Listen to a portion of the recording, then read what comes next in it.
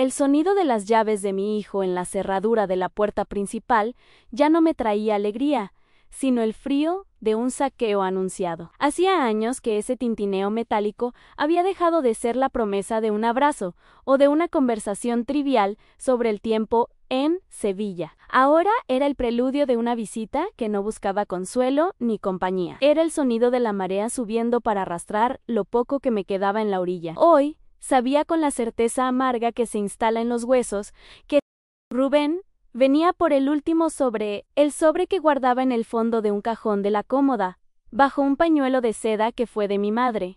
Ese sobre no contenía solo billetes arrugados, contenía el aire que necesitaba para respirar hasta que el banco ingresara la pensión del mes siguiente. Contenía la pastilla para la atención que no podía faltarme, el billete de autobús para ir al centro de salud y la pequeña tranquilidad de saber que, si algo ocurría, no tendría que mendigar ayuda a los vecinos. Me quedé quieta en la silla del pequeño salón, con las manos entrelazadas sobre el regazo, escuchando cada movimiento, la llave girando con una impaciencia que no intentaba disimular, la puerta abriéndose con un chirrido que conocía de memoria, y luego sus pasos. Eran pasos pesados, los de un hombre que carga con un peso invisible, o quizá los de alguien que ha perdido la ligereza de la conciencia tranquila. No me llamó, no dijo mamá. Ya estoy aquí. El silencio que siguió a su entrada fue denso, cargado de intención. Podía sentir su presencia en el pasillo, un cambio en la presión del aire, como cuando se acerca una tormenta. Mi corazón,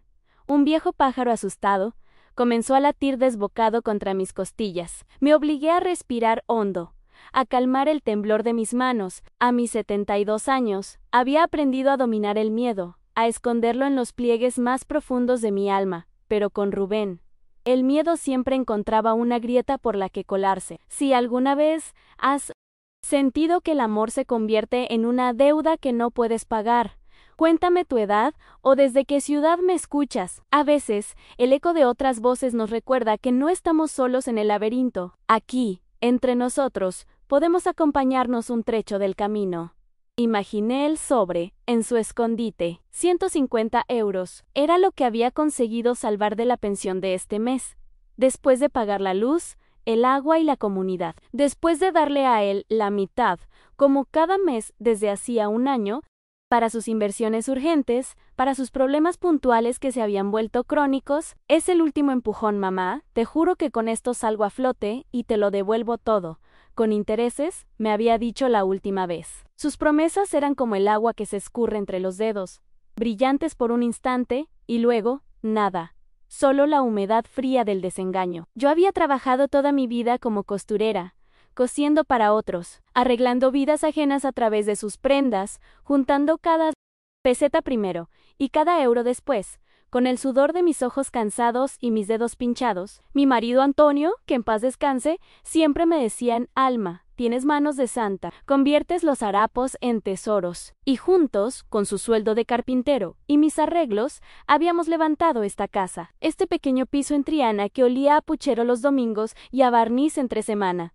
Habíamos criado a Rubén. Él entró por fin en el salón. No me miró a los ojos. Su mirada barrió la estancia, deteniéndose un segundo en la fotografía de su padre sobre el aparador. Llevaba una camisa nueva, de un azul intenso que contrastaba dolorosamente con la palidez de las paredes de mi casa. Olía a una colonia cara, un aroma que no pertenecía a este lugar, que gritaba una prosperidad que yo sabía falsa, una prosperidad construida sobre mis cimientos cada vez más frágiles. Yo, en cambio, llevaba mi bata de siempre, la que tenía un pequeño remiendo en el codo que yo misma había cosido. La diferencia entre nosotros era un abismo silencioso en medio del salón. «Hola», dijo al fin, con una voz que pretendía ser casual. «Hola, hijo, ¿quieres un café?»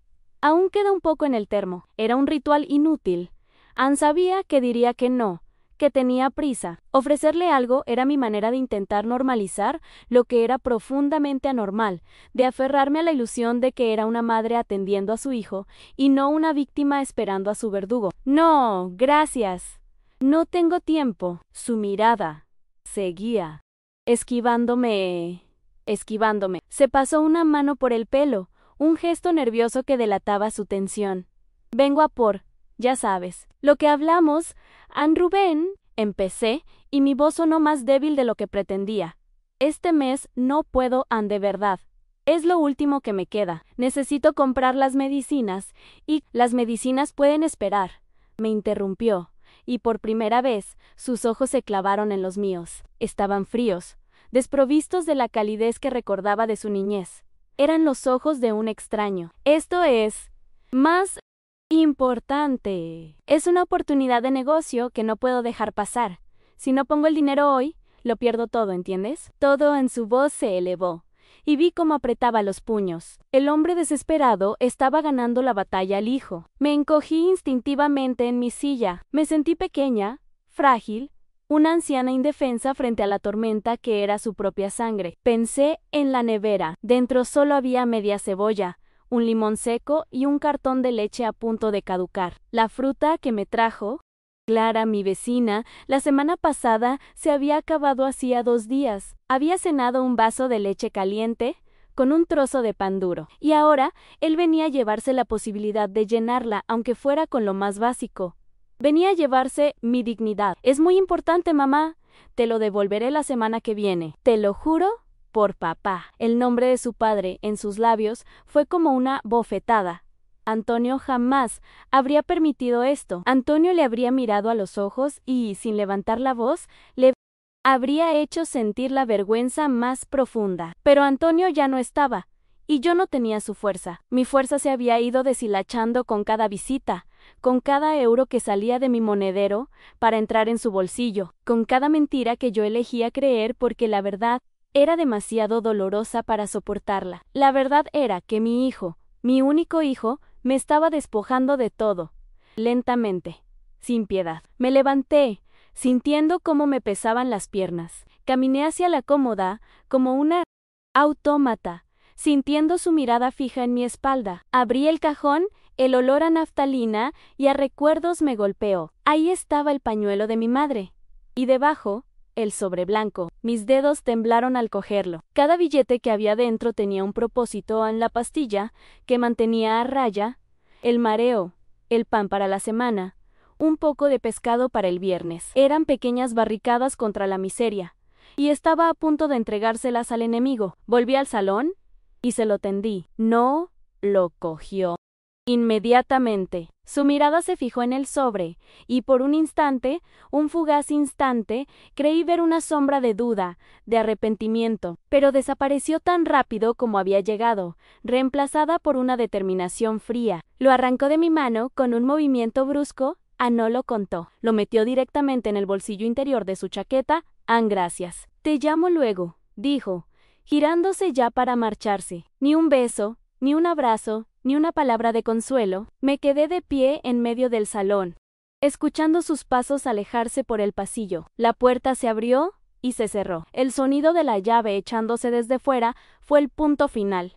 El silencio que quedó después era diferente. Era un silencio vacío, hueco, un silencio de derrota. Miré mis manos, vacías. Miré la fotografía de Antonio y sentí que le fallaba, que no estaba sabiendo proteger nuestro legado, nuestro pequeño mundo. Las lágrimas que había estado conteniendo empezaron a brotar, calientes y silenciosas. No lloraba por él. Dinero lloraba por el niño que había perdido, por la madre en la que me había convertido, una cómplice silenciosa de mi propia ruina. Me senté de nuevo, y el peso de la soledad me aplastó. Afuera, el sol de la tarde se debilitaba, y las sombras comenzaban a alargarse dentro de la casa, tragándose los pocos rincones de luz que quedaban. No sabía qué iba a comer mañana, no sabía cómo iba a comprar mis medicinas, y lo peor de todo, no sabía cómo iba a sobrevivir al mes que tenía por delante. La única certeza que tenía en ese momento era que la marea había vuelto a bajar, dejándome más sola y más despojada que nunca en la orilla de mi propia vida. Y en el fondo de mi corazón, una pregunta aterradora comenzó a tomar forma en sí. Hoy se había llevado lo último. ¿Qué vendría a buscar la próxima vez? Para entender la aridez de mi presente, hay que caminar por los senderos de mi pasado no tan lejano. Cuando mi vida todavía era un jardín pequeño y modesto, pero lleno de flores, hace apenas 2 Años, mis días transcurrían con la tranquila cadencia de una melodía familiar. Me despertaba con el sol de Sevilla colándose por las persianas, y el primer sonido no era el de una llave amenazante, sino el del gorjeo de los pájaros en el patio interior. Mi rutina era mi ancla, regar los geranios que Antonio había plantado en el balcón, sintiendo que en cada flor roja que abría, él me daba los buenos días, preparar mi café con leche y mis tostadas con aceite, y sentarme en la mesa de la cocina a leer el periódico local, un lujo sencillo que me hacía sentir conectada con el mundo. La casa, aunque silenciosa, no se sentía vacía, estaba llena de ecos felices en la risa de mi nieta Sofía, de 10 años entonces, resonando en el pasillo, el murmullo de las conversaciones con Antonio, el olor a bizcocho de limón que yo horneaba los sábados por la tarde. Mi pensión, aunque humilde, era suficiente. Cubría mis gastos, me permitía guardar un poco para imprevistos y, lo más importante, me daba la libertad de ser dueña de mis días y de mis decisiones. No era rica, pero era soberana en mi pequeño reino de 70 metros cuadrados. Y en ese reino, Rubén era el príncipe heredero, el centro de mi orgullo. A sus 40 y tantos, parecía haberlo conseguido todo. Tenía una esposa encantadora, Lucía, y una hija, Sofía, que era la luz de mis ojos. Había montado su propia empresa, una pequeña agencia de marketing digital, un mundo moderno y complejo que yo no entendía del todo, pero que sonaba impresionante. Mamá, creamos el futuro, me decía con un brillo en los ojos que me llenaba de satisfacción. Los domingos eran sagrados. Venían a almorzar, y la casa se llenaba de vida. Rubén discutía de fútbol y política, Lucía me contaba cosas del colegio de la niña, y Sofía me enseñaba sus dibujos, o me leía en voz alta los cuentos que le mandaban en clase. Yo cocinaba mis mejores platos, el puchero con todos sus avíos, las espinacas con garbanzos, el arroz con leche. Verlos sentados, a mí, mesa, sanos y felices, era la culminación de todos los sacrificios, la prueba de que Antonio y yo lo habíamos hecho bien. Éramos una familia normal, sólida, como las que yo veía en los anuncios que mi hijo creaba. El primer temblor fue casi imperceptible. Una tarde, hace poco más de un año, Rubén me llamó. No era su hora habitual. Sonaba apurado, pero emocionado. Mamá, ha surgido una oportunidad increíble. Un cliente muy grande quiere trabajar con nosotros, pero necesito adelantar un dinero para comprar un software especial and son 1,000 euros. ¿Tú tendrías algo para prestarme? Te los devuelvo en cuanto firme el contrato, en un mes como mucho. Sentí una punzada de orgullo. Mi hijo, el empresario, expandiendo su negocio, por supuesto que le ayudaría. Era mi deber, mi alegría. Fui al banco al día siguiente y saqué los 1,000 euros de la cuenta de ahorros, la que Antonio y yo habíamos alimentado durante 40 años para nuestra vejez, para por sí las moscas, como él decía. Cuando se los di, me abrazó con fuerza. Eres la mejor madre del mundo. Esto nos va a cambiar la vida, y yo le creí. ¿Cómo no iba a creerle? Era la promesa de un futuro mejor para él, para mi nieta. El mes pasó y él no mencionó el dinero. Pensé que se le habría olvidado con tanto trabajo. Unas semanas después, vino otra petición. Mamá, el cliente grande se ha retrasado en el pago y tengo que pagar las nóminas. ¿Podrías prestarme otros 1,500? Es solo hasta que paguen, cosa de días.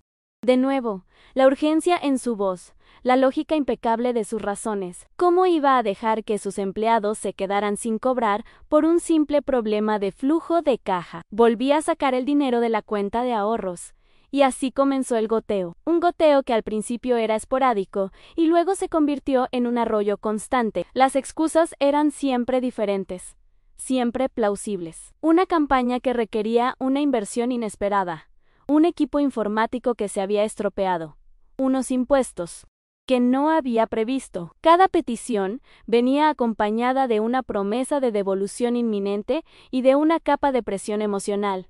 Si no fuera por ti, mamá, no sé qué haría. Gracias a tu ayuda, estamos a punto de dar el gran salto. Me convertí en su banco privado, en su red de seguridad financiera, y cada vez que le daba dinero, sentía que estaba invirtiendo en su felicidad, en el futuro de mi familia. Las primeras señales de que algo no iba bien fueron sutiles, como notas discordantes en una sinfonía perfecta. Lucía empezó a venir menos los domingos. Está cansada, mucho trabajo, decía Rubén, pero cuando venía, su sonrisa no le llegaba a los ojos. La veía más delgada, con una preocupación perenne instalada en su frente. Clara, mi vecina de toda la vida, una mujer con la sabiduría que dan los años y el no tener pelos en la lengua, me dijo un día mientras regábamos las macetas al Malma: tu Rubén parece que lleva el mundo sobre los hombros. Antes siempre estaba de broma, y ahora pasa por el pasillo sin levantar la vista del suelo. Yo lo defendía, por supuesto. Está muy liado.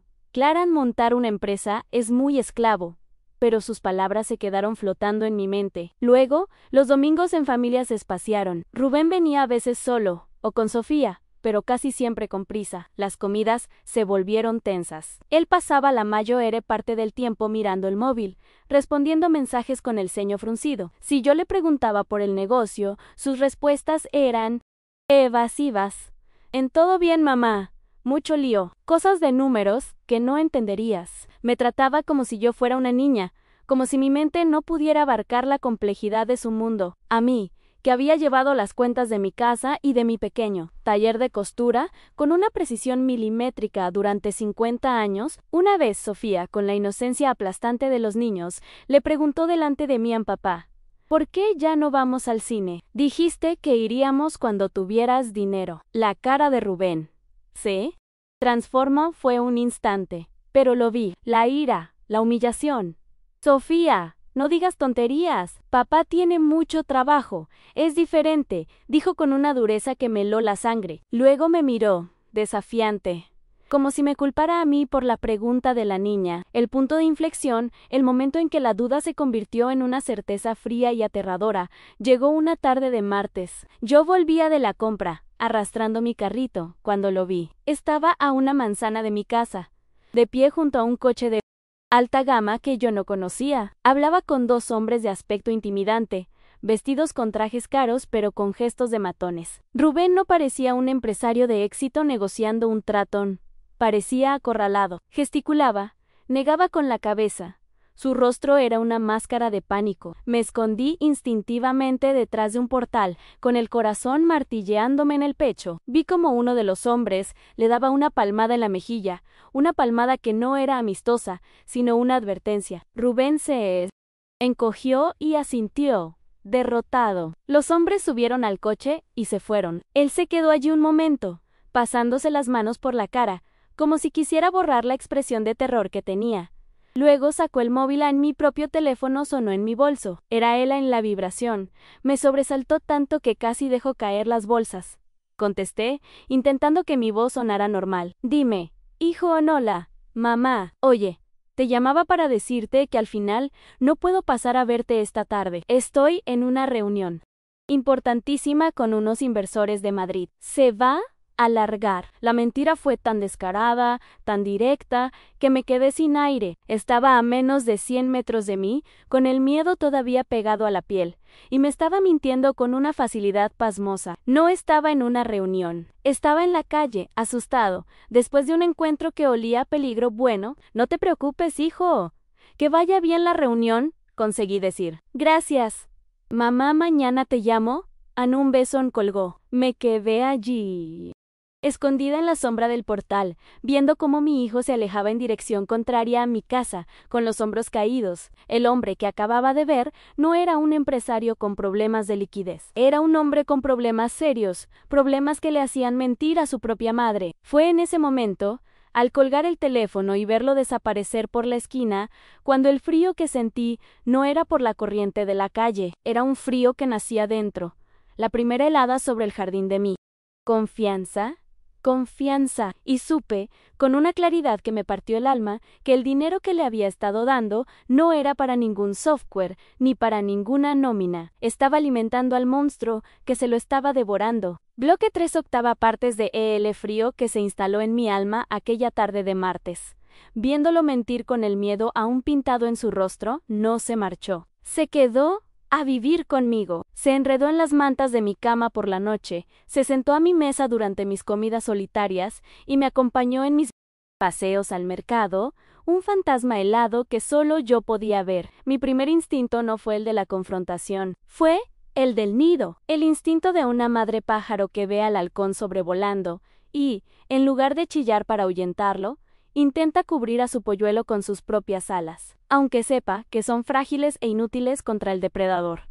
No le dije nada de lo que había visto, me tragué la mentira, la digerí como si fuera veneno y le seguí el juego.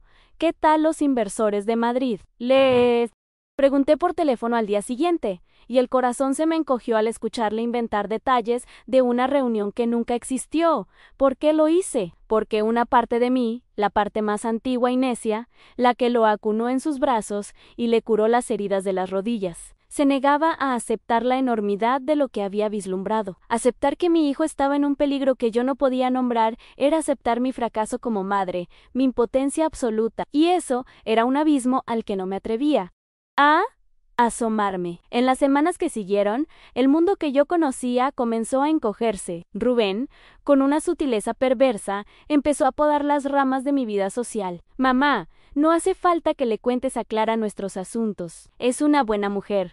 Pero es una chismosa. La gente no tiene por qué saber si tenemos problemas. Lo decía con un tono de falsa preocupación, como si estuviera protegiendo nuestro honor familiar, cuando en realidad estaba construyendo los muros de mi aislamiento. Si le mencionaba que iba a la reunión de la asociación de vecinos, encontraba una excusa para que no fuera. Mejor quédate en casa y descansa. Además, ¿para qué quieres oír las quejas de 4 viejos? Y yo, por no discutir, por evitar esa tensión que se instalaba en el aire, cada vez que yo mostraba un atisbo de voluntad propia, cedía. Dejé de tomar café con mis amigas de la parroquia. Dejé de sentarme en el banco de la plaza con otras mujeres de mi edad. Mi mundo se fue reduciendo a las 4 paredes de mi casa, y en ese espacio cada vez más pequeño, su control se hacía cada vez más grande. La manipulación más cruel llegó a través de Sofía. Mi nieta era mi sol, mi conexión con la inocencia y la alegría. Pero él empezó a usarla como un arma. Las visitas de los domingos cesaron por completo. Sofía está con muchos deberes. Lucía la ha llevado al cumpleaños de una amiga. Excusas, siempre excusas. Un día, reuní el valor para protestar. Hijo, echo mucho de menos a la niña. Su respuesta fue una cuchillada. Y yo lo siento, mamá, pero es que te ve tan preocupada, tan negativa, que luego la niña se pone triste. No quiero que sufra por los problemas de los mayores. Cuando todo esto pase y vuelvas a ser tú, la traeré más a menudo. Me quedé sin palabras. Me estaba culpando a mí. Mi preocupación, una consecuencia directa de sus actos, era ahora la causa de que no pudiera ver a mi nieta. Me estaba diciendo que la llave para volver a ver a Sofía era mi silencio, mi complacencia, mi ceguera voluntaria. Me estaba pidiendo que dejara de sentir para poder seguir queriendo. Dime, ¿alguna vez has dudado de lo que sentías? ¿Solo porque la verdad era demasiado pesada para tus hombros? A veces, el mayor acto de valentía no es luchar, sino simplemente atreverse a mirar la realidad de frente, sin adornos ni excusas. Mientras tanto, su deterioro físico se hacía evidente, perdió peso, y la ropa, antes siempre impecable, ahora le colgaba del cuerpo. Tenía unas ojeras oscuras, violáceas, como si no durmiera nunca, y sus manos temblaban. Lo noté un día que vino a por más dinero. Le ofrecí un vaso de agua y al cogerlo, sus dedos se sacudieron tan violentamente que derramó la mitad. Son los nervios. El estrés del trabajo, dijo, sin mirarme. Pero yo sabía que era algo más. El estrés que yo conocía, el de las noches sin dormir cosiendo para entregar un encargo, te dejaba exhausta, pero no te robaba el alma de esa manera. Lo que él tenía era el temblor del miedo crónico, el de quien mira constantemente por encima del hombro. Yo seguía intentando engañarme. Es una mala racha, me repetía como un mantra. Los negocios son así. Ahora es cuando más me necesita. No puedo darle la espalda. Mis pensamientos eran una red de mentiras piadosas, que yo misma tejía para no ahogarme en la verdad. Clara, mi vecina, no era tan fácil de engañar. Su mirada aguda traspasaba mis sonrisas forzadas. Una mañana llamó a mi puerta con un plato de potaje en las manos. Analma, te he hecho un poco más para ti. Últimamente no te veo bajar mucho a la compra y estás muy delgada. El gesto me desarmó. Sentí la vergüenza quemándome las mejillas. Yo, Alma, la que siempre había tenido la despensa llena y un plato de comida para quien lo necesitara, ahora era objeto de caridad. No tenías por qué molestarte, mujer. Tengo la nevera llena. Mentí. Ella dejó el plato en la mesa de la cocina y me miró fijamente. Alma, te conozco desde hace 30 años. Sé, ¿cuándo? Mientes a no, oigo la risa de Sofía en esta casa desde hace meses. Y cuando me cruzo con Rubén, parece un fantasma. ¿Qué está pasando? Su pregunta directa fue como un foco de luz en mi rincón oscuro. Las lágrimas asomaron a mis ojos, pero me las tragué. Son cosas de familia. Claran, ya sabes. Rachazan, ella suspiró, sabiendo que no iba a conseguir más. Bueno, pero si algún día necesitas hablar, o lo que sea, mi puerta está siempre abierta. Y no para que me cuentes nada, sino para que no estés sola. Su compasión fue casi más dolorosa que la indiferencia de mi hijo, pero la estocada final, a mi autoengaño, vino de mi nieta. Rubén la trajo un sábado por la tarde, una visita inesperada que me llenó de una alegría febril. Hacía más de un mes que no la veía. Corrió a abrazarme. ¡Abuela! La estreché contra mí, aspirando el olor a champú de fresa de su pelo. Parecía más alta, más delgada. Mientras Rubén hablaba por teléfono en el balcón, en susurros tensos, Sofía y yo nos sentamos en mi cama para ver sus dibujos. El último era diferente. Había dibujado una casa, nuestra casa, pero estaba lloviendo, y dentro había 3 figuras, un hombre enfadado, una mujer llorando en un rincón y una niña pequeña mirando desde una puerta. ¿Quiénes son? Cariño, le pregunté, aunque un terror helado ya me recorría la espalda. Somos nosotros, abuela, dijo en voz baja, sin levantar la vista del papel. Papá siempre está enfadado por el dinero, y mamá llora por las noches en la cocina cuando cree que yo no la oigo. Levantó sus ojos grandes y serios hacia mí, abuela. ¿Somos pobres? ¿Por eso papá te pide siempre tus ahorros? La pregunta, lanzada con la lógica brutal de sus 10 años, demolió el último muro de mis defensas. Me quedé sin aire. Ver mi tragedia, la tragedia de mi familia, reflejada en los trazos de cera de un dibujo infantil, fue devastador. Todo lo que yo intentaba ocultar, todo lo que intentaba negar, esa niña lo veía con una claridad meridiana. La ira de su padre, las lágrimas de su madre, la causa en el dinero, mi dinero. Antes de que pudiera responder, Rubén entró en la habitación. Vámonos, Sofía, se hace tarde. Vio el dibujo en mis manos. Su rostro se ensombreció. ¿Qué es eso? Se lo arrebató y lo hizo una bola con un gesto violento. Te he dicho que no molestes a la abuela con tus tonterías. La cogió del brazo con más fuerza de la necesaria. Nos vamos. Sofía me miró por encima del hombro, con los ojos llenos de miedo y confusión. Y en su mirada vi mi propio reflejo. Cuando se fueron, me derrumbé sobre la cama. Alice, el papel arrugado del dibujo, la lluvia, el hombre enfadado, la mujer llorando era la verdad. Cruda, simple, innegable. Me levanté y, movida por un impulso que no entendía, empecé a buscar algo, una prueba, algo tangible, que confirmara lo que mi corazón ya sabía. Recordé un viejo joyero de mi nuera, Lucía, que me había pedido que le guardara hacía tiempo.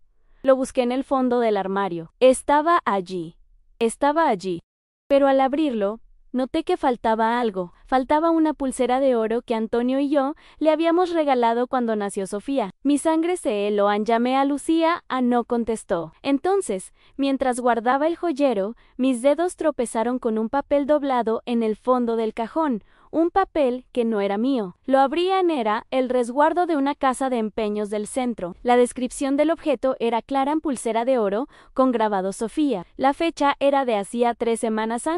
Ya no eran sospechas. Ya no. Era un mal presentimiento. Lo que sostenía en mi mano temblorosa era un trozo de papel, pero pesaba como una lápida. La lápida sobre la tumba de la última de mis esperanzas. Mi hijo no solo me estaba robando a mí, estaba saqueando el futuro de su propia hija. El trozo de papel de la casa de empeños no era una lápida, como había pensado. Una lápida es algo final, inmóvil. Aquello era una llave. La llave que abría la puerta de una habitación oscura en la que me había negado a entrar, la habitación donde se guardaba la verdad, desnuda. La sostuve en mi mano toda la noche, sentada en la butaca del salón, Mientras la luna dibujaba formas extrañas en el suelo, Anne, no lloré más. Las lágrimas se habían secado para dar paso a una especie de calma gélida, la calma que precede a los terremotos. Por primera vez en un año, no sentía pena por él. Anne sentía una ira fría y profunda. La ira de la loba a la que le han robado una cría, solo que en mi caso, lo que me habían robado era el fruto del trabajo de toda una vida, el símbolo de mi amor por mi nieta. Decidí que se lo diría.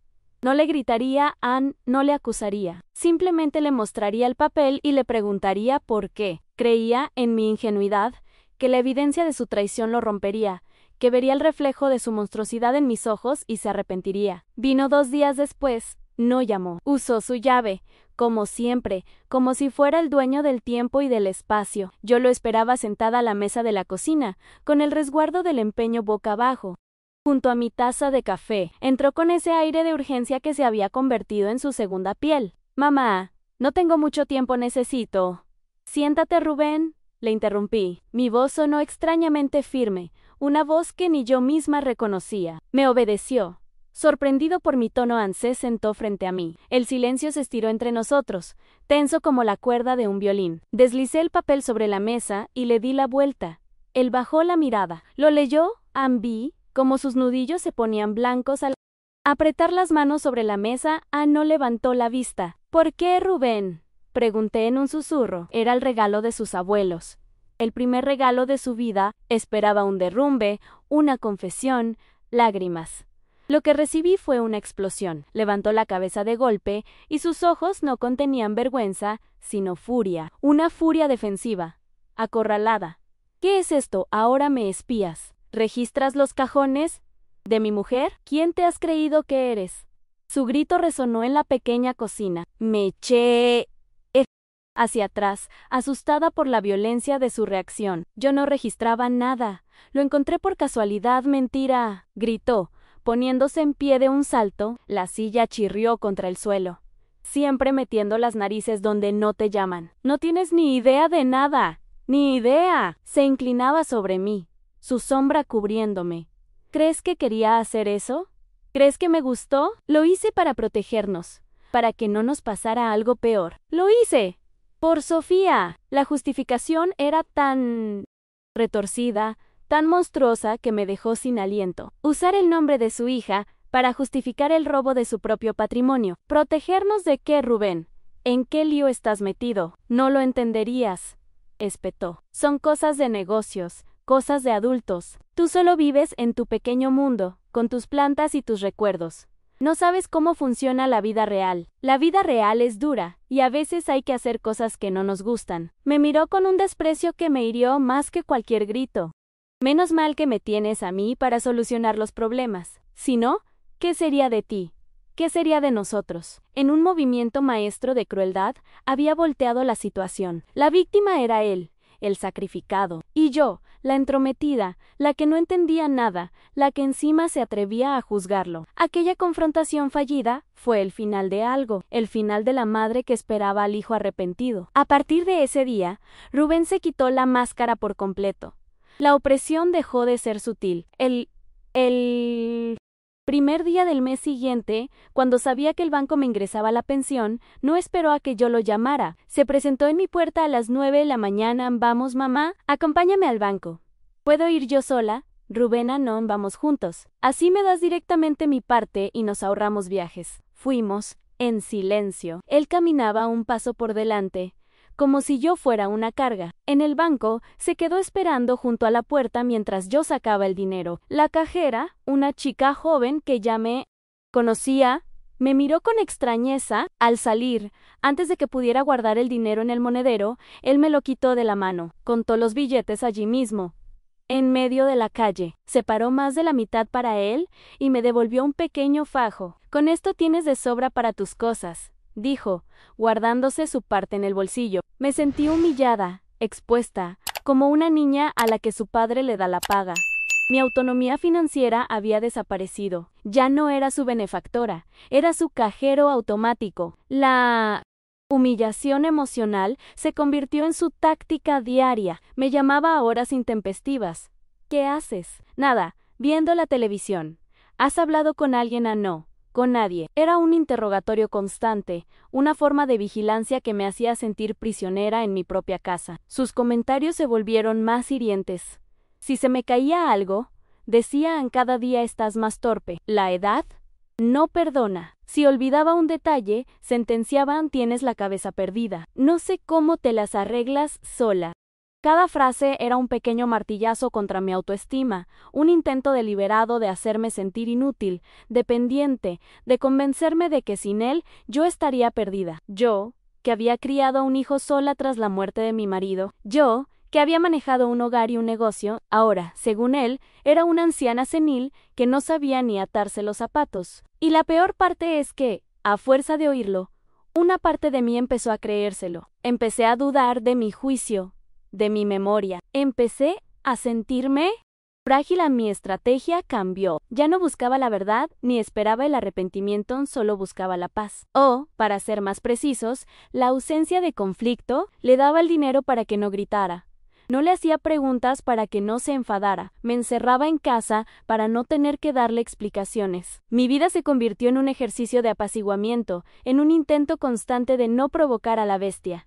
Solo un poco más, me decía. Está en el fondo del pozo. Cuando salga, todo volverá a la normalidad. Era una nueva mentira, una mentira de supervivencia. Pero una mentira al fin y al cabo. Pero el amor y la decencia tienen formas de filtrarse por las grietas más pequeñas. Clara, mi vecina, dejó de preguntar.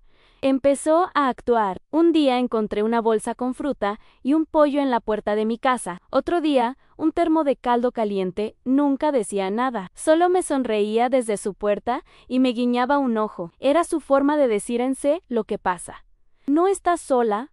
Resiste. Aquellos pequeños gestos eran balsas de aire en mitad del océano en el que me ahogaba. Y luego estaba Sofía. Rubén me la trajo un día, solo media hora, mientras él hacía una gestión rápida. La niña parecía triste, callada. Cuando él salió por la puerta, ella metió su manita en mi bolsillo. «Toma, abuela», susurró. Cuando se fue, miré lo que me había dejado.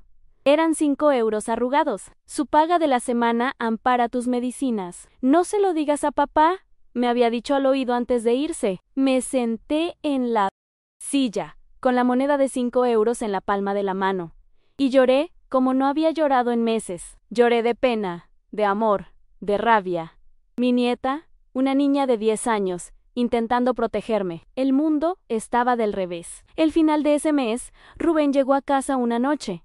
Era tarde, no olía a alcohol y a desesperación. Su rostro estaba demacrado, su mirada era salvaje. No venía por el resto de la pensión, porque sabía que no quedaba nada. Se sentó frente a mí, en la misma silla donde semanas antes le había mostrado el resguardo del empeño. No dijo nada durante varios minutos, solo respiraba con dificultad. «¿No es suficiente, mamá?», dijo al fin, con la voz rota. «La pensión ya no es suficiente. Les debo mucho dinero, me han dado un ultimátum». El miedo me paralizó. «¿Qué quieres, Rubén?». Él levantó la vista, y sus ojos eran 2 agujeros negros. No había rastro de afecto, solo una necesidad voraz, absoluta. «Necesito los papeles de la casa. Mamá, las escrituras, las que guardabas en la caja fuerte de Antonio». Mi corazón dejó de latir. Las escrituras, el testamento de una vida de trabajo, el ladrillo sobre ladrillo. El único hogar que conocía, el techo que me protegía del mundo. «No preguntes para qué», continuó, su voz subiendo de tono, volviéndose una amenaza. «Tú solo dámelas. Las necesito ahora». La demanda de Rubén no fue una ola. Fue un tsunami, una pared de agua negra que amenazaba con arrancar de cuajo los cimientos de mi existencia. Las escrituras de la casa no eran solo papeles. Eran la memoria de Antonio, el olor de su sudor mezclado con barniz, el eco de su risa en las vigas. Eran el primer llanto de Rubén en su cuna, los pasos torpes de Sofía en el pasillo. Eran mi piel, mi caparazón, el último reducto de mi dignidad. Y él las quería para alimentar al monstruo que se lo estaba tragando. En ese instante, algo dentro de mí, un resorte que llevaba demasiado tiempo comprimido, saltó. El miedo seguía ahí, un nudo helado en el estómago, pero por encima de él creció algo nuevo, una certeza de acero. La certeza del no. Dije. La palabra salió de mi boca, pequeña, casi inaudible, pero llenó la habitación con el peso de una montaña. No. Rubén Anel parpadeó, como si no hubiera entendido. ¿Qué has dicho? Siseó, acercándose. He dicho que no, repetí. Y esta vez, mi voz fue más fuerte. Me levanté de la silla para mirarlo a los ojos, para que viera que ya no era la viejecita temblorosa que se encogía ante sus gritos ante, he dado mi dinero. ¿Te he dado mis ahorros en has empeñado las joyas de tu hija? Me has dejado sin comida.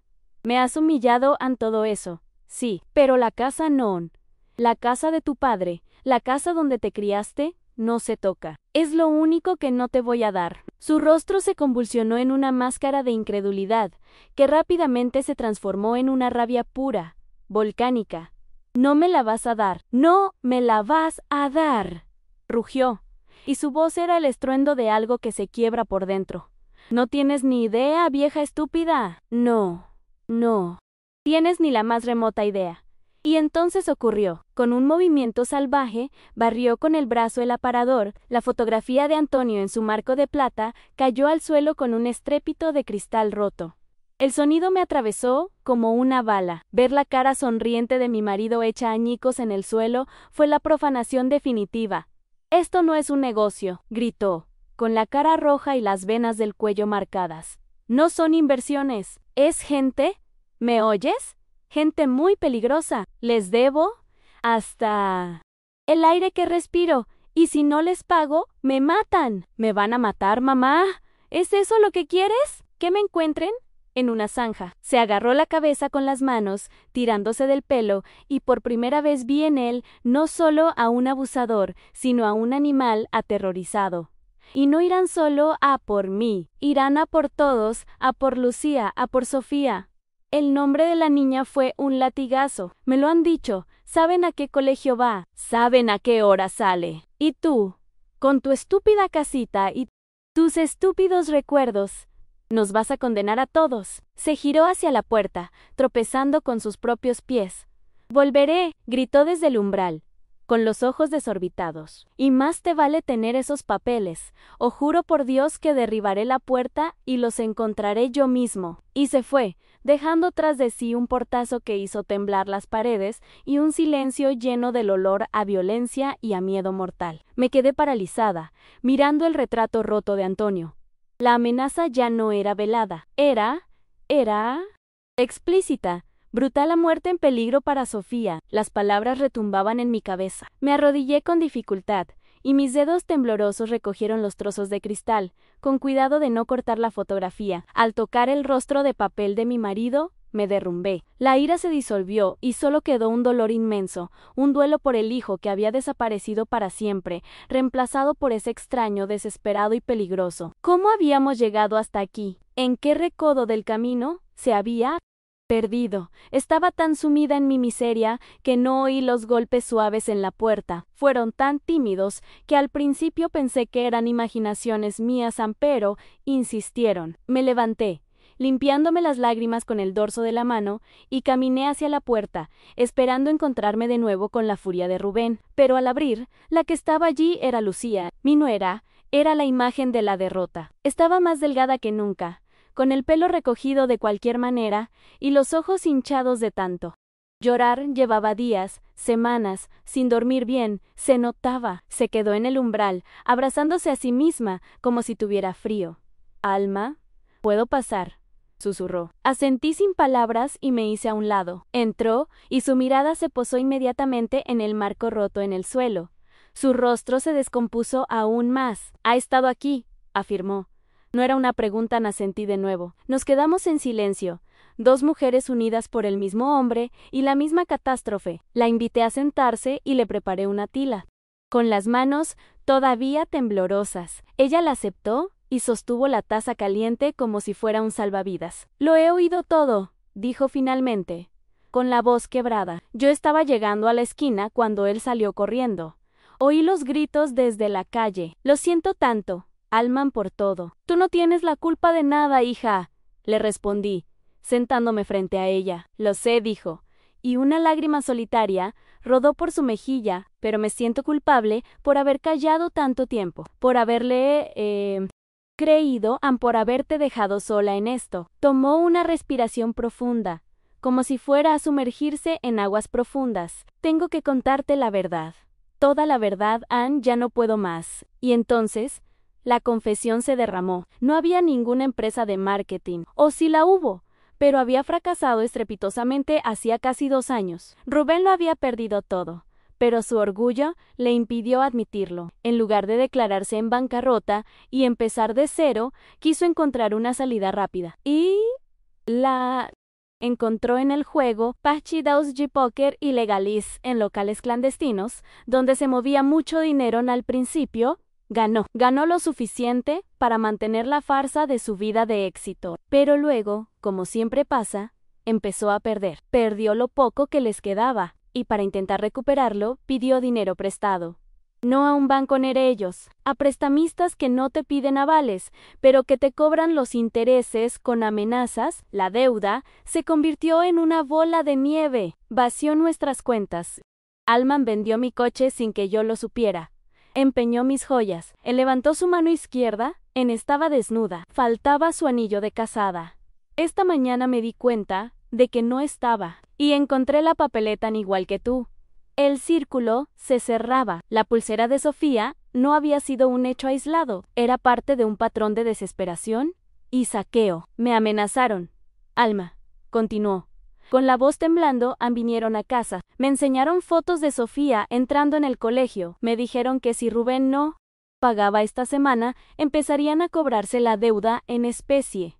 Dijeron esa palabra, especie. Tengo tanto miedo por mi niña. Se rompió por completo. Sollozó con el cuerpo sacudido por la angustia, un llanto silencioso y terrible. Yo me levanté y la abracé. La abracé como había abrazado a Rubén cuando era un niño y tenía pesadillas, pero ahora el monstruo no estaba debajo de la cama.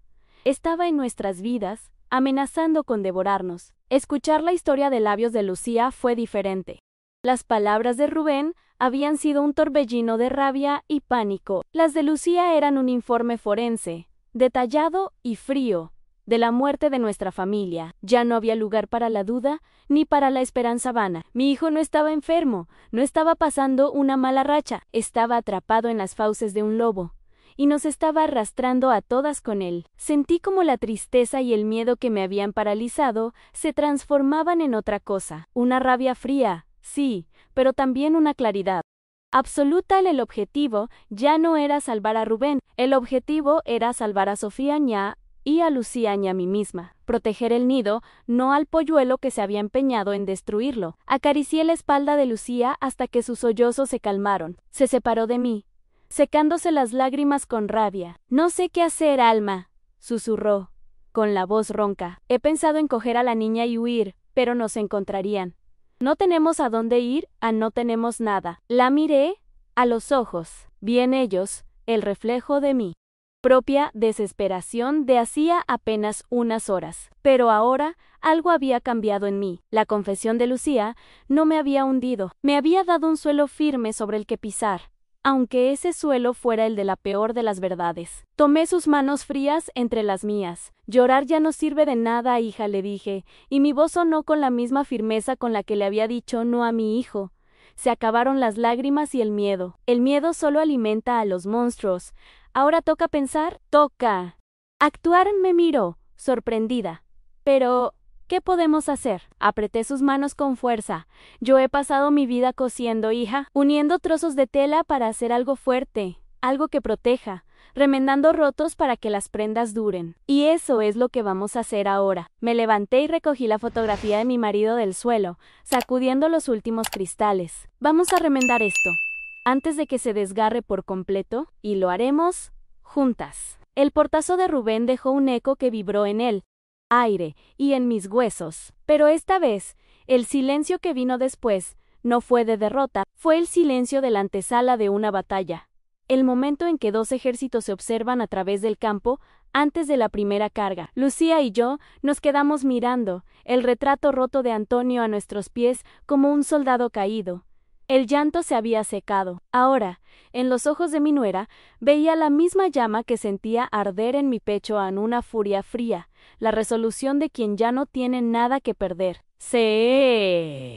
Pero se arrodilló conmigo y, juntas, recogimos los trozos de cristal y rescatamos la fotografía. Fue nuestro primer acto como aliadas, un pacto silencioso sellado entre los escombros de nuestra antigua vida. Tenemos que hacer algo, susurró Lucía, con la voz todavía ronca, pero ¿el qué? Si vamos a la policía, Rubén irá a la cárcel.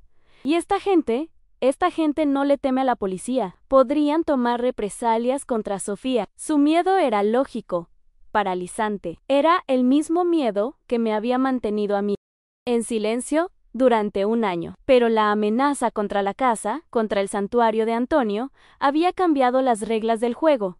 No iremos a la policía. Todavía no, le dije. Mi mente. Esa mente que Rubén había llamado inútil y senil, trabajando a una velocidad que me sorprendió a mí misma. Ir a la policía ahora sería como darle una patada a un avispero. Necesitamos pensar, necesitamos un plan, como cuando se te engancha el hilo en la máquina de coser, no puedes tirar a lo bruto. Tienes que encontrar el nudo y deshacerlo con paciencia. Nos sentamos a la mesa de la cocina, la misma mesa de tantas confesiones amargas, pero esta vez éramos un consejo de guerra, dos mujeres con el corazón roto, pero con la determinación intacta. Lo primero, dije, tomando el mando, es poner a salvo lo que él quiere. Las escrituras en los ojos de Lucía se abrieron. Asustados, volverá a por ellas. Dijo que derribaría la puerta, y por eso no pueden estar aquí. Cuando vuelva, sentencié. Tengo que sacarlas de casa ahora. El plan empezó a tomar forma en mi cabeza, puntada a puntada. Primero, proteger el fuerte. Segundo, reunir munición. Lucía, ¿tienes mensajes de esa gente en tu móvil? ¿Amenazas? Ella asintió, sacando su teléfono con manos temblorosas. Si me envían fotos de la puerta del colegio de Sofía, me dicen que saben sus horarios.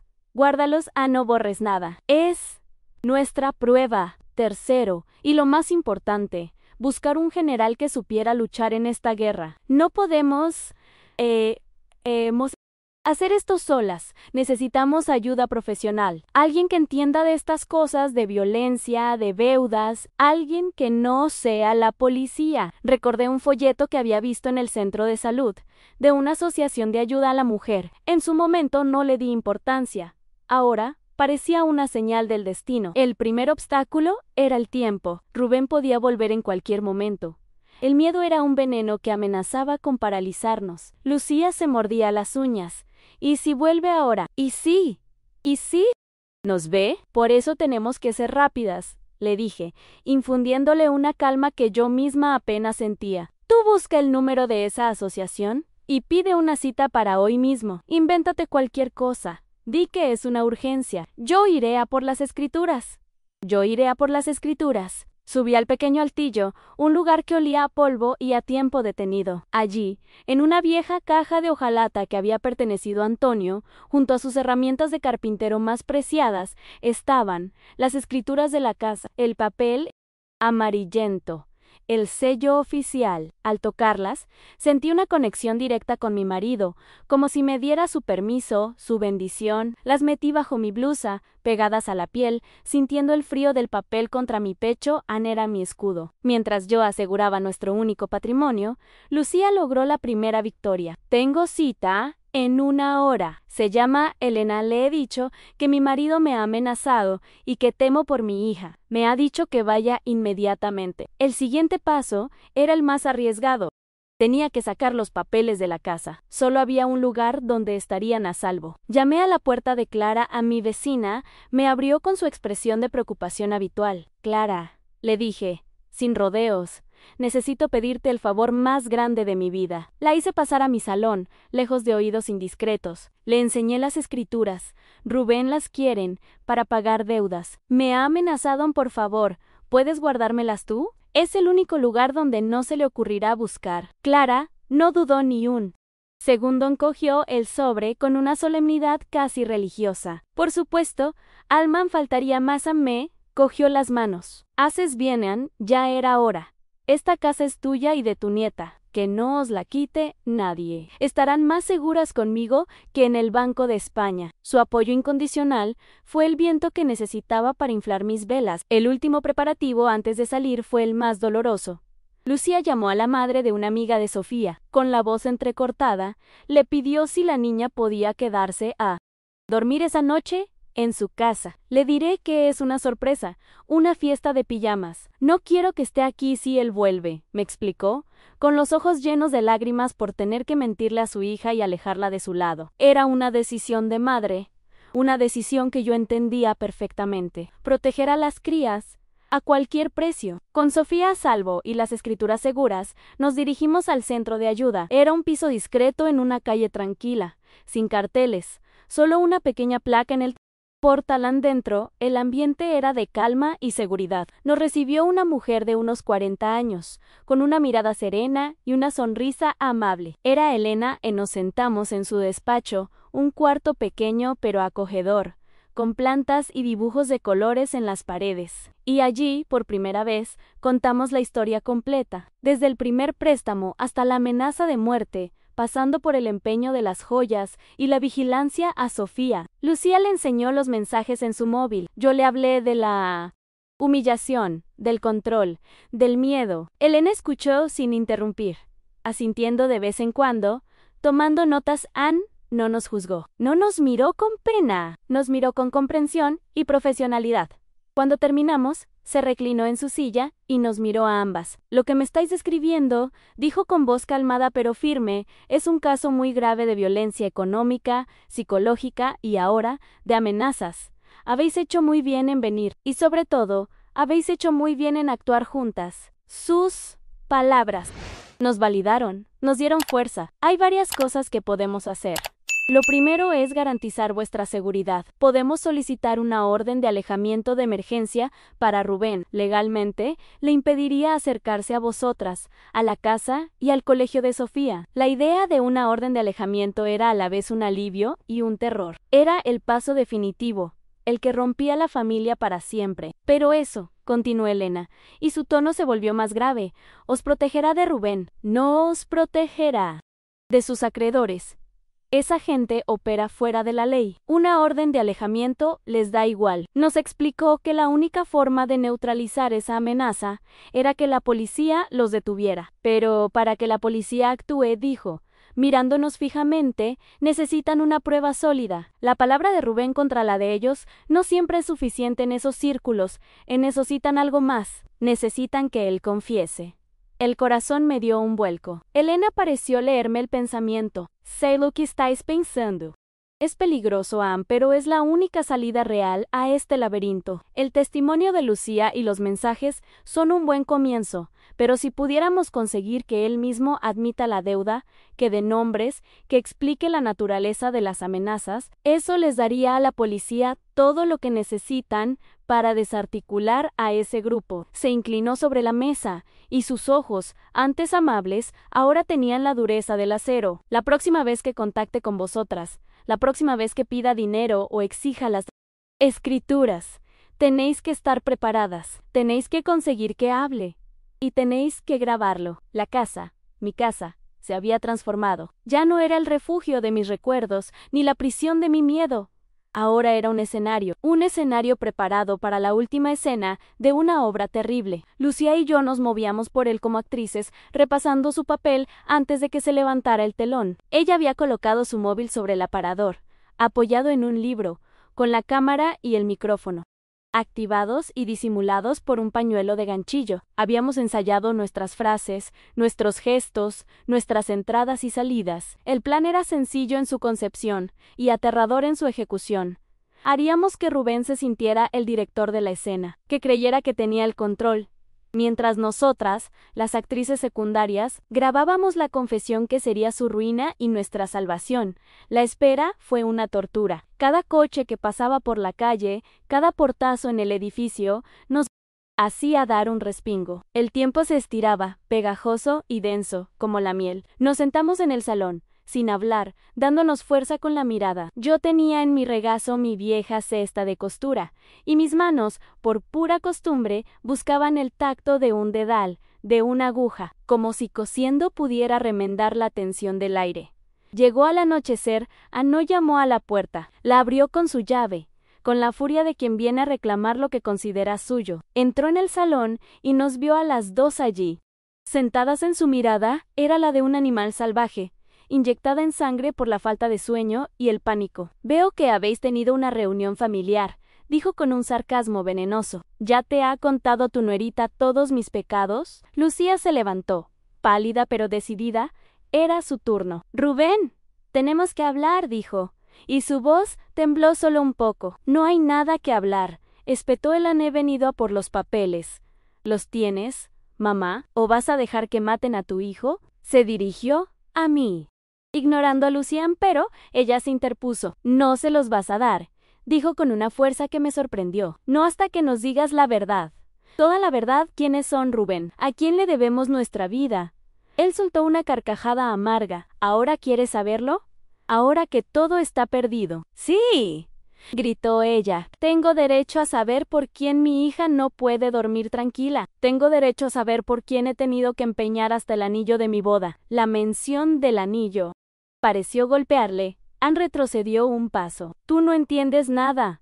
Pues explícamelo, le suplicó Lucía, y sus lágrimas, esta vez, eran parte de la estrategia. Lágrimas de rabia, no de debilidad. Si vamos a perder esta casa, si vamos a acabar en la calle, al menos déjame ponerle nombre a nuestra desgracia. ¿Quiénes son?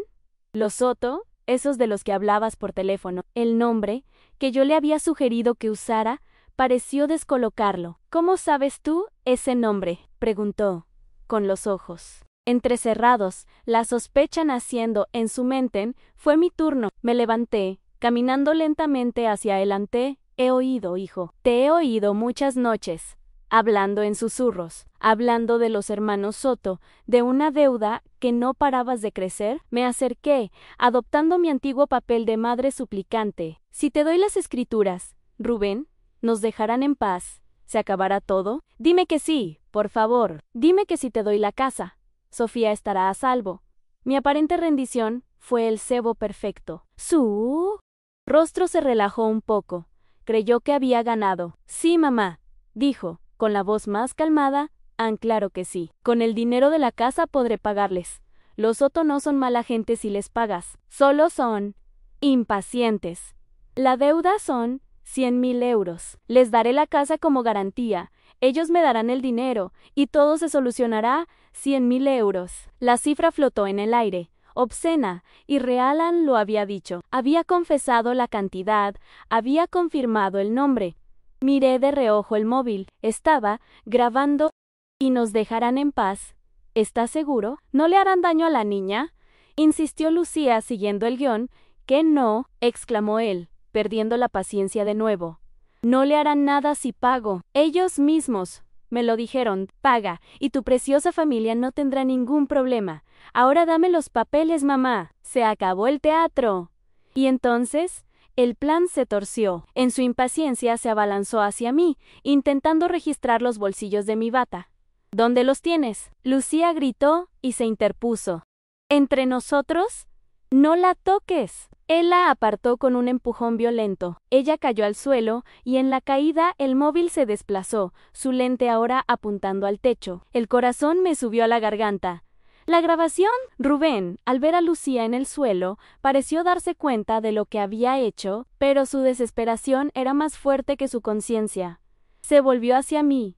«Dámelos». Me agarró por los brazos. Sus dedos eran como tenazas de hierro, y en ese instante, la mujer de 72 años, la costurera de manos cansadas, desapareció. En su lugar, emergió una leona defendiendo su territorio. Con un grito que salió de lo más profundo de mis entrañas, le di un rodillazo con todas mis fuerzas en el muslo. Él aulló de dolor y sorpresa, aflojando su agarre. Fue solo un segundo, pero fue suficiente. Corrí hacia mi cesta de costura, metí la mano y saqué lo primero que encontré, a mis tijeras grandes de sastre, las de acero, pesadas y afiladas, no para apuñalarlo, sino como un símbolo, como una extensión de mi voluntad. «¡Fuera de mi casa!», grité, blandiendo las tijeras frente a mí. «Esta es la casa de mi marido y mía, y no te llevarás Nada más Anel. Me miró, atónito. No me reconoció. En el suelo, Lucía, rápida como un rayo, aprovechó la distracción. Se arrastró hasta el teléfono. Lo agarró y pulsó una secuencia de botones que teníamos acordada. El número de emergencias. No habló, solo dejó la línea abierta a Nera, la señal. Rubén, al verla con el teléfono, comprendió la traición. ¡Zorra! ¡Estabais grabándome! Rugión se lanzó hacia ella. Yo me interpuse, me empujó con una fuerza brutal. Caí hacia atrás, golpeándome la cabeza contra el borde de la mesa. Vi estrellas en el dolor, fue agudo, cegador. Oí a Lucía gritar mi nombre, y luego, a lo lejos, un sonido celestial, el sonido más hermoso que había oído en mi vida, una sirena de policía, acercándose. El sonido creció, se hizo más y más fuerte, hasta llenar la calle, hasta llenar nuestro pequeño salón. Rubén se quedó paralizado, atrapado entre su furia y el aullido de la justicia que venía a por él en la puerta de la calle. Se abrió de golpe. 2 policías uniformados entraron, con las porras en la mano. La escena que encontraron fue un cuadro del caos. Yo, en el suelo, con una brecha en la cabeza, Lucía protegiendo el móvil contra su pecho como si fuera un tesoro.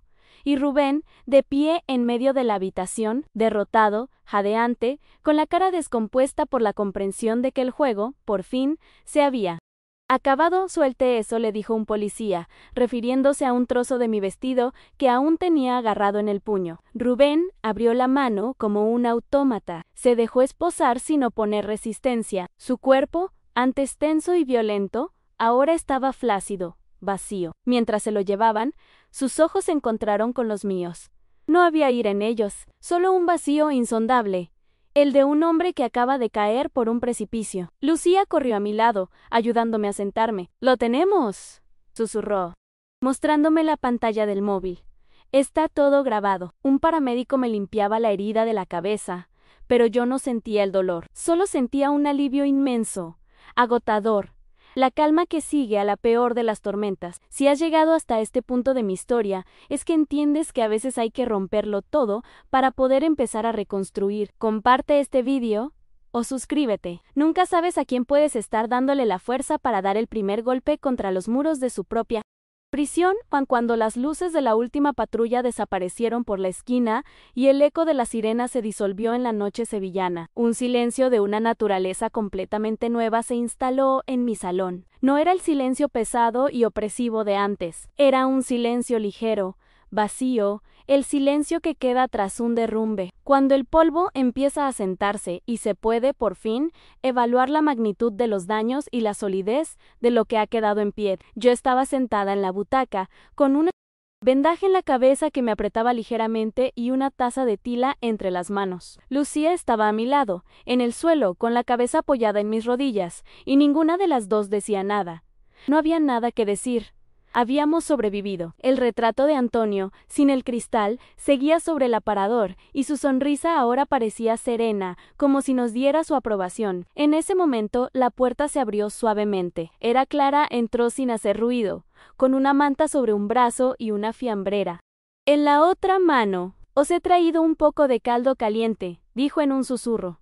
«¿Y esta manta, que refresca por la noche?» No preguntó nada. No comentó nada sobre la policía ni sobre el desorden. Simplemente se sentó con nosotras, y su presencia fue un bálsamo, la confirmación de que, incluso en la peor de las ruinas, la amistad es el primer pilar que se puede volver a levantar. Esa noche, por primera vez en más de un año, dormí sin miedo. Las semanas que siguieron fueron una extraña mezcla de burocracia y sanación. Elena, la trabajadora social, se convirtió en nuestro faro. Nos guió a través del laberinto legal con una paciencia infinita. La grabación del móvil de Lucía fue la pieza clave.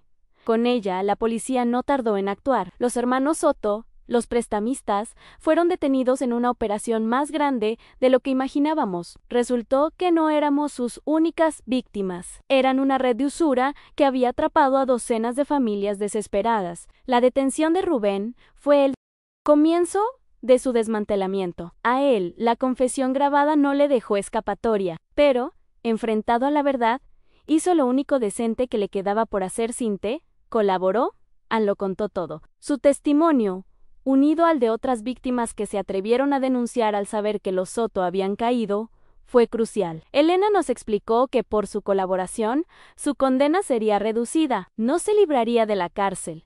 Pero el juez tuvo en cuenta su arrepentimiento final y su papel en acabar con un mal mayo R. No sentí alegría, tan solo una profunda y agotadora tristeza. La justicia, a veces no es una celebración, sino la aceptación de una pérdida irreparable. Nuestro mundo, sin embargo, empezó a reconstruirse. Lucía, libre del miedo y del control de Rubén, floreció. Encontró trabajo como administrativa en una pequeña empresa. Era menos de lo que había tenido, pero era suyo, ganado con su esfuerzo.